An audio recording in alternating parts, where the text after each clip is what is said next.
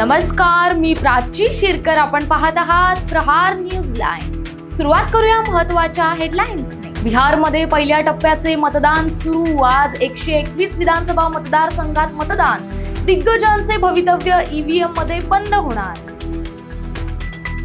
प्रचार काळात परदेशी फिरणारे राहुल गांधी निवडणुकीत काँग्रेसला कसे जिंकवणार? मतचोरीच्या आरोपांवर भाजपच्या रिजिजूंचं प्रत्युत्तर.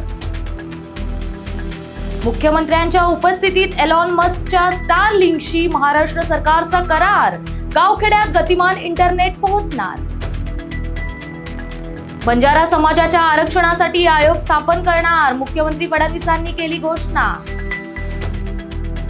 जगज्जेत्या भारतीय संघाला भेटले पंतप्रधान मोदी. मोदींनी केलं विश्वविजेत्यांचं अभिनंदन. तर मुख्यमंत्री फडणवीसही 7 नोव्हेंबरला खेळाडूंसह प्रशिक्षक आणि अन्य सदस्यांचा सत्कार करणार.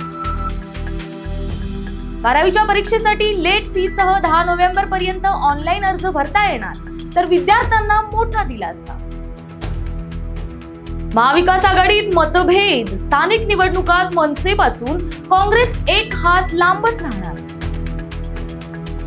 जे काही निर्माण करू शकत नाही तेच तोडफोडीची भाषा बोलणार. खासदार श्रीकांत शिंदेनी राज ठाकरेंना हाणला टोला. क्यूएस क्रमवारीत भारतातील शैक्षणिक संस्थांची घसरण. आयआयटीच्या क्रमवारीमध्ये घसरण.